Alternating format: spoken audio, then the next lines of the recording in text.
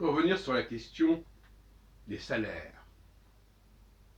Alors, je ne cache pas que désormais, j'assume une position de droite, mais pas la droite traditionnelle, la droite telle que moi je la définis. Bon, j'en ai parlé ailleurs, j'en reviendrai peut-être d'ailleurs sur ce point.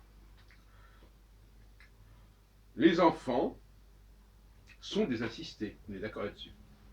Hein, quand ils naissent, plus que d'autres animaux d'ailleurs, ils sont dépendants. Cet état de dépendance, on peut se perpétuer jusqu'à un certain point. Jusqu'à quel moment? Il va ressortir bientôt le film Tanguy numéro 2. Bon. Jusqu'à quel moment l'enfant a-t-il le droit, à être pris en charge par ses parents?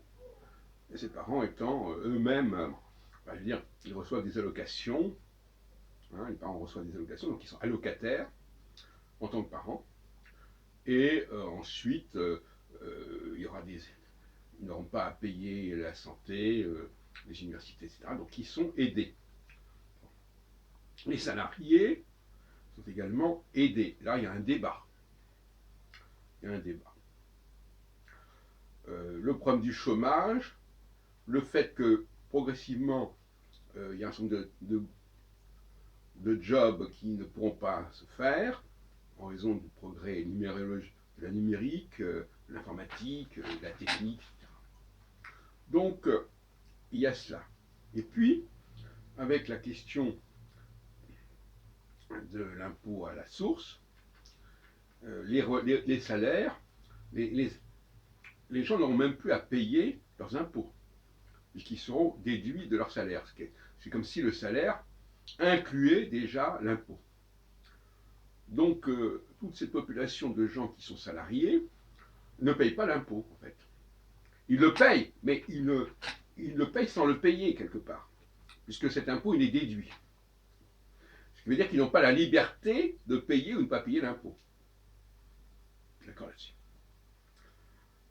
Chez les Gilets jaunes, il y a des gens qui sont salariés, et puis il y a des gens qui sont des petits commerçants, etc.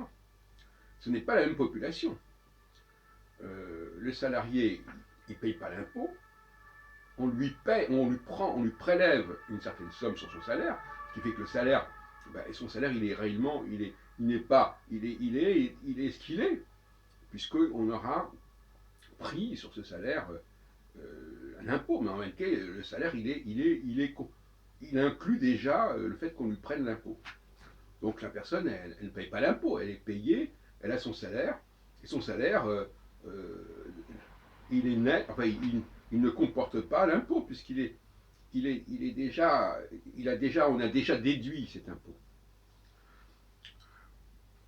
Où est-ce que je veux en venir? Je veux en venir au fait que les salariés, d'abord, premièrement, ils ne pourraient pas travailler si on ne leur donnait pas du travail, de même que les femmes ne pourraient pas avoir d'enfants si on ne leur donnait pas, si l'œuvre n'intervenait pas. Donc je pense que les salariés se donnent beaucoup trop d'importance. Ils sont comme des enfants mineurs, si on peut dire, qui sont pris en charge, que l'on paye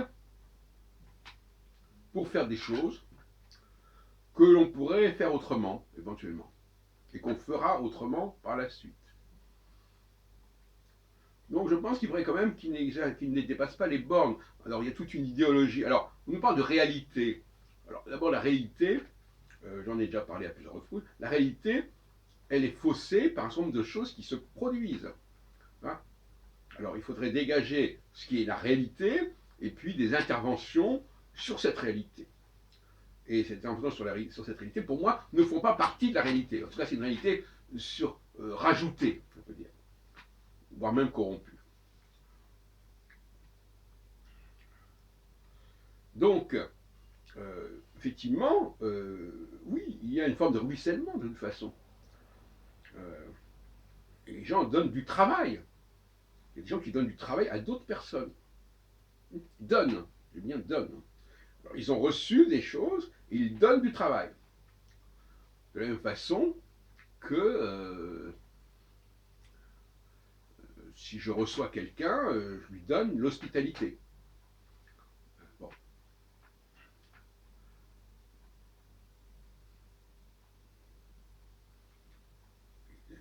Donc, si vous voulez,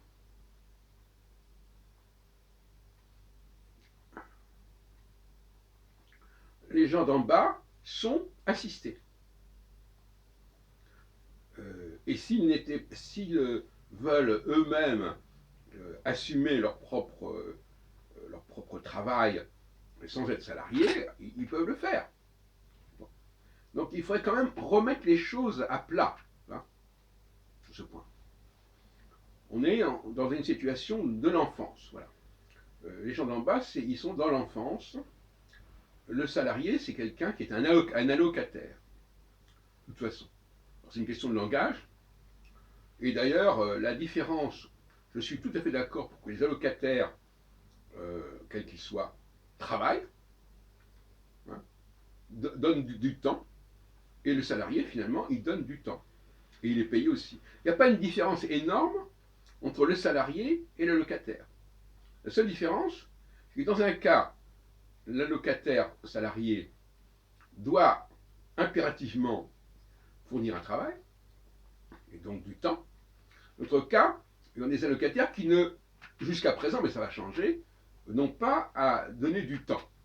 Et ça, c'est inacceptable. C'est là qu'il y a une inégalité. Il faudrait que tous les allocataires, salariés ou pas salariés, donnent du temps à la communauté, et par conséquent, par exemple, et même les retraités, qui sont également des allocataires. Par exemple, des anciens médecins, eh bien, ils doivent assurer des travaux de médecine, par exemple. On se plaint qu'il n'y a pas assez de médecins, eh bien, il faut aussi mobiliser les médecins retraités, dans des conditions évidemment raisonnables, de façon à ce que ça couvre. Par exemple, s'il y a un médecin retraité qui s'installe dans un coin de France, eh bien, qu'il assure quelques heures du fait de son allocation. Alors, certains diront, ah oui, mais moi, ma retraite, j'y ai droit. J'y ai droit. Ben, écoutez, ça c'est un point de vue. Là aussi, on pourrait discuter. Tout ça, ce sont des arguments plus ou moins vaseux. Hein.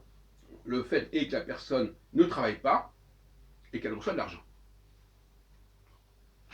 Quelqu'un qui reçoit de l'argent, il doit impérativement effectuer un travail en termes d'heures passées sur la base de ses compétences.